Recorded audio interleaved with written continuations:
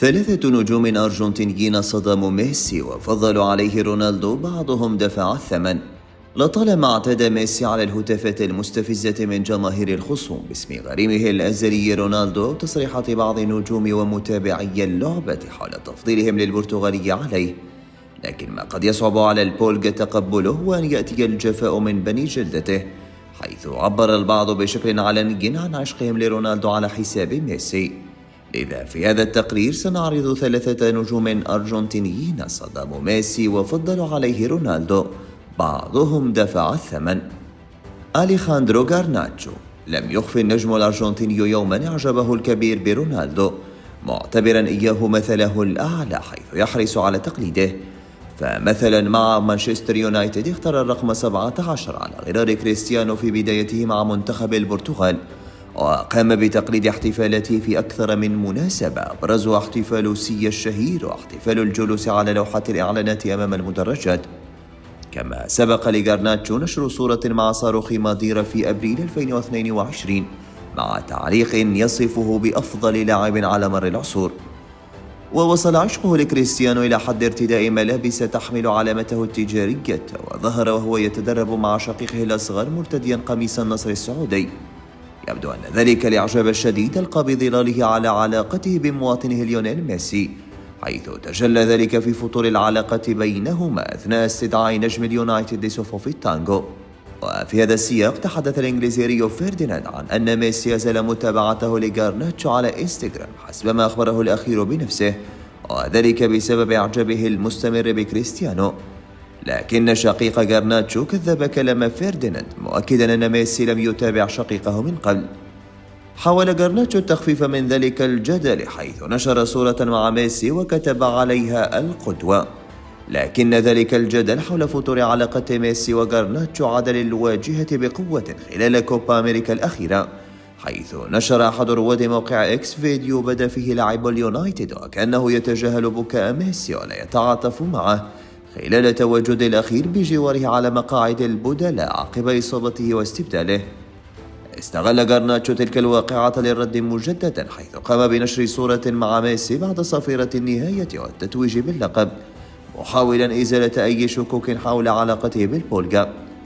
وآخر محاولته لإنهاء الجدل كانت عندما قام مؤخرا بنشر صورة من قاعة التدريب الخاصة به، حيث ظهرت على الجدران صور لميسي إضافة إلى صورته الشخصية وصورة رونالدو بقميص اليونايتد. ياميلا رودريغيز. خلال مونديال السيدات الأخير بأستراليا في العام قبل الماضي، خطفت ياميلا رودريغيز لاعبة منتخب الأرجنتين الأنظار عندما ظهرت بوشم لصورة لاعبين على قدمها اليسرى. الأول هو مارادونا أسطورة التانغو، أما الثاني فهو كريستيانو رونالدو غريم ميسي.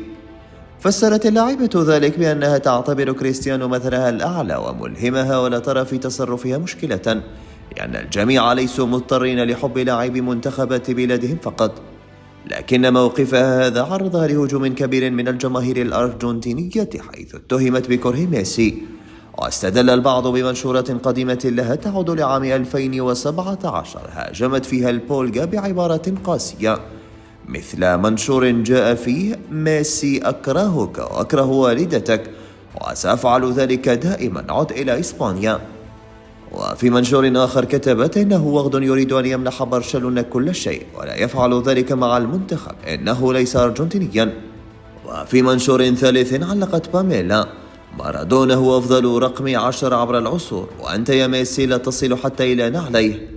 بعد هذا الهجوم حاولت باميلا الدفاع عن نفسها، نافية أن تكون كارهة لميسي، ووصفت البولغا بالقائد العظيم للأرجنتين. كما كتبت عبر حسابها على إنستغرام: من فضلكم توقفوا، لا أحظى بوقت جيد حاليا، لم أقل أبدا إنني ضد ميسي، ليونيل هو قائدنا وأسطورتنا، لكن كريستيانو مصدر إلهامي ومثلي الأعلى، وهذا لا يعني أنني أكره ميسي.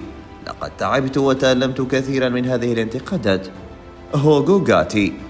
الحارس السابق هوغو غاتي هو الوحيد بين الثلاثي الذي لم يغير أو حتى يحسن موقفه من ميسي حتى بعد تتويجه بمونديال قطر 2022 وكوبا أمريكا مرتين. سبق لغاتي أن هاجم مواطنه ميسي مرارا، مؤكدا أن البرتغالي رونالدو أفضل منه، وقال ذات مرة: لو لعب ميسي في زمن مارادونا وبيلي لكان على مقاعد البدلاء. وفي آخر تصريحات له خلال ديسمبر الماضي قال جاتي في حديثه مع صحيفة لا ناسيون: أنا لا أكره ميسي لكنه يلعب كرة قدم سهلة. رأيته في برشلونة حيث كانوا يطلقون صافرة الاستهجان على كل شيء ضده أو يفكر بلمسه، كما كان لديهم فريق رائع يلعب بالكامل من أجله. وعندما تم سؤاله عما إذا كان يعتقد أن ميسي سيشارك في مونديال 2026 رد قائلا: يمكنه أن يشارك لكن الفريق سيكون ناقصا دائما. الآن هو يلعب كرة القدم في الريف بالولايات المتحدة الأمريكية. وأشار جاتي الشهير بلقب المجنون إلى أنه يعتقد أن كريستيانو أفضل من ميسي، قائلا: كريستيانو لاعب محدود لكنه ظاهرة. إنه محدود لأنه لا يتمتع بظروف ميسي، لكنه لعب في أفضل الفرق في العالم ومن الصعب اللعب هناك. هذا هو المكان الذي يلعب فيه الكبار حيث يطاردونك ويضغطون عليك. لكن أين لعب ميسي؟ في برشلونة ومنتخب الأرجنتين فقط.